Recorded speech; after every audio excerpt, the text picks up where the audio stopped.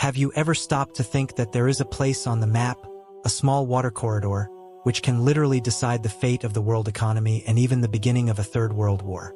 Yeah, the name of this place is Narrow of Ormuz. And what is happening there is now much more serious than you think. Imagine a narrow throat between two seas, where almost a quarter of all the oil consumed on the planet passes.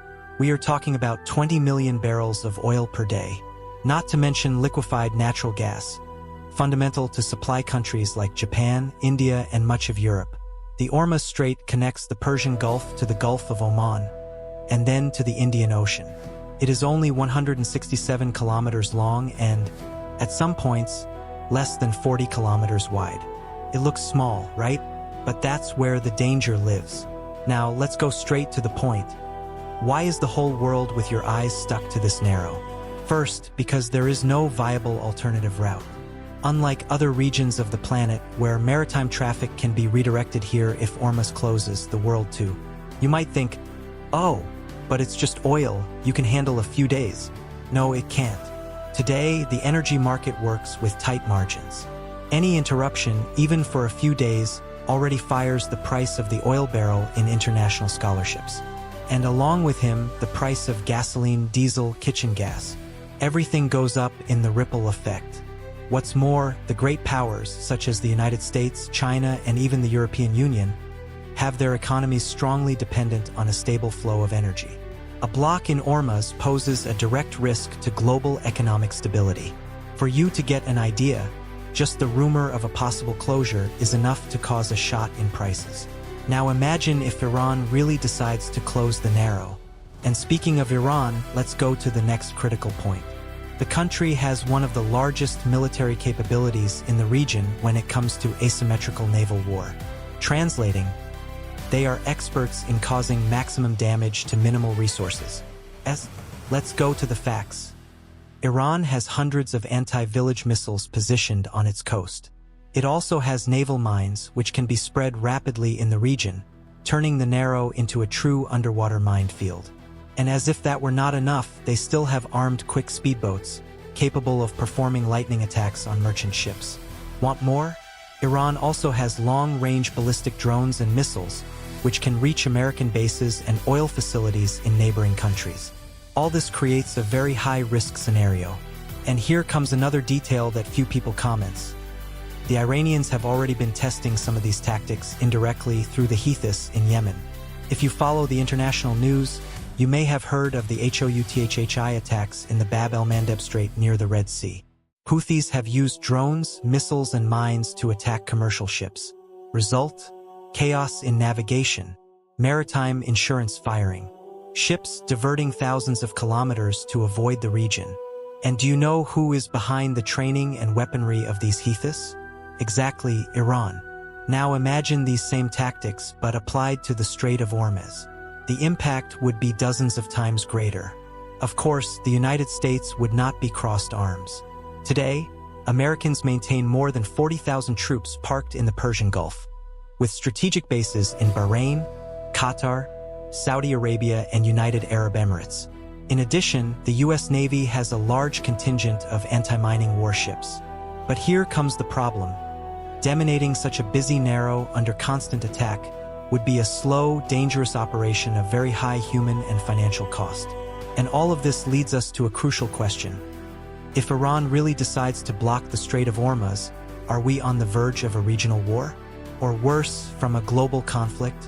If Iran actually decides to close the Strait of Hormuz, the first question that arises is, how would the world react? And here we are not just talking about a simple military reaction.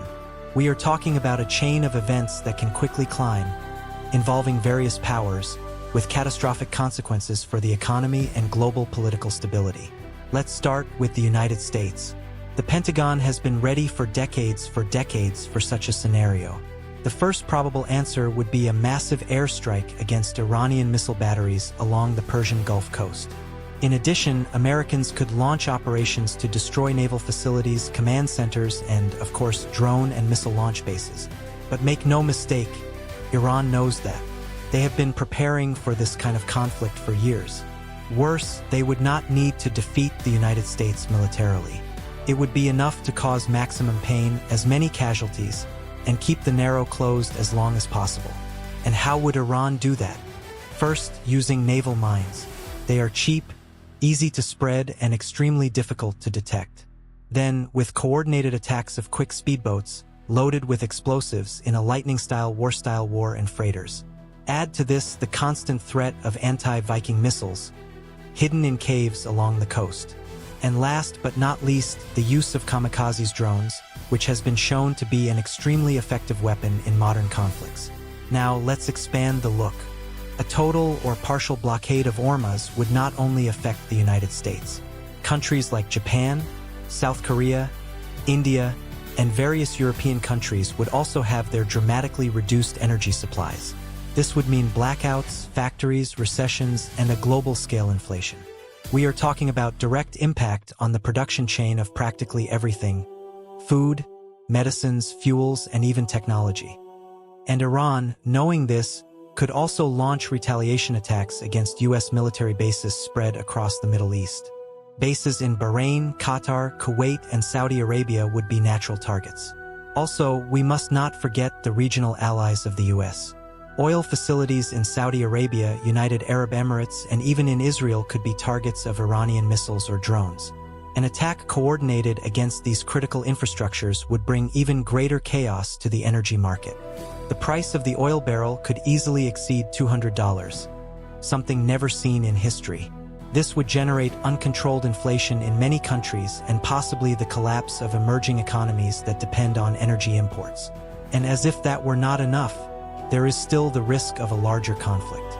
Russia and China, strategic allies of Iran, would probably not just watch as a box. Moscow and Beijing have direct interests in the stability of the Middle East and also to contain U.S. military influence in the region. Even though there was no direct military intervention from Russia or China, both countries could provide logistical support, weapons, and even intelligence support for Iran. Moreover, a conflict of this magnitude in the Strait of Hormuz could serve as a pretext for the opening of other front tension fronts. North Korea, for example, could take advantage of chaos to test missiles or make provocations in the Pacific. Terrorist groups could take advantage of the situation to perform attacks on European or American soil. The world literally would go into a state of maximum alert. Another important factor, Iran itself would also pay a very high price for any prolonged Strait blockade. About 80% of Iranian oil exports also go through Hormuz. That is, when closing the narrow, Iran would be cutting their own source of revenue. This would have serious internal consequences. Even greater economic crisis, inflation, unemployment, and possible popular protests. But here comes an important psychological question. Iran has historically demonstrated that it is willing to sacrifice its own economy in the name of a strategic or religious cause. For the Iranian regime, often resistance against the U.S. and its allies is worth more than internal stability itself. And how is the international community in the face of this risk? Washington is on a state of alert. Tel Aviv closely follows each movement of Iran, ready to act if it is threatened. London, Paris, and Berlin hold emergency meetings, trying to contain a climb before it is too late. The UN Security Council has already held sessions to close doors to discuss the situation, but so far, no concrete solution has been presented. Meanwhile, global financial markets live under tension. Investors sell shares and buy gold, oil, and dollar, seeking to protect their assets against a possible collapse. Valley bags oscillate with each news from the region, and the whole world expects, with the heart in hand, the next movement. And the most worrying, the clock is running. At any time, a calculation error, a misinterpreted attack, or even an accident can be the trigger for a turned-down conflict. And if this happens, the consequences go far beyond the Persian Gulf. When we talk about Hormuz's narrow being the trigger for a third world war, we are not exaggerating. Let's look at the scenario objectively. If Iran really decides to close the narrow and there is a military response from the United States and its allies, the risk of an out-of-control climbing is very high. Any American attack, however surgical, would hardly be ignored by Tehran. The Iranian response would be fast, multiple, and unpredictable. Imagine a large-scale attack on American bases in Bahrain, Qatar, and Saudi Arabia. Now add that missiles falling into oil facilities in Saudi Arabia and the United Arab Emirates. Israel, already on maximum alert, could interpret any movement as a direct threat and respond with bombing. A domino effect. The US would react harder, probably expanding attacks into Iranian territory. And then the thing comes out completely in control. And what would Russia and China do? Moscow has made clear on several occasions that it would not accept a change of forced regime in Iran.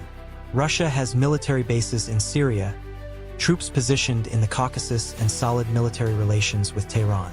A large-scale attack on Iran could force Kremlin to act, either by sending weapons, with logistical support, or even with military movements to press the US in other parts of the world, such as Ukraine or Baltic. China, in turn, has a direct interest in the stability of the region. More than 40% of its oil imports come from the Persian Gulf. Beijing also has narrow trade ties with Iran and has already made it clear that it would not accept a total energy blockade that supplies its economy. In an extreme scenario, China could provide Iran military technology, intelligence, and diplomatic support in the United Nations. In addition, the simple repositioning of the Chinese Navy in strategic areas of Indo-Pacific would already be a clear message to Washington. But it doesn't stop there. Within the United States, the impact would be immediate. The price of gasoline would rise dizzyingly, reaching historical levels. Inflation, which is already a constant concern, would explode. Financial markets would collapse. And politically, the US government would be pressured by both public opinion and Congress to take rapid and decisive measures. And Europe, countries such as Germany, France, and the United Kingdom, all dependent on the Middle East oil, would also be directly affected. While many try to maintain a diplomatic stance, economic pressure would push them to an inevitable side, that of their historical allies, the United States. Moreover, we must not forget the role of terrorist and malicious organizations supported by Iran scattered throughout the region. Groups such as Hezbollah in Lebanon or Shiite militias in Iraq and Syria could open other conflict fronts, throwing rockets against Israel, attacking Western bases, or kidnapping commercial ships. And how is Brazil and the rest of Latin America in this scenario? Even without direct military involvement, the effects would be felt in the economy. The price of fuel would rise uncontrollably. Inflation would jump. Exports would be impaired. The cost of living would shoot. Not to mention the possibility of food crisis and increased poverty. Worst of all is that, so far, all attempts to negotiate have failed. Iran continues to test missiles, doing military exercises in the narrow and sending messages that it is ready for the confrontation.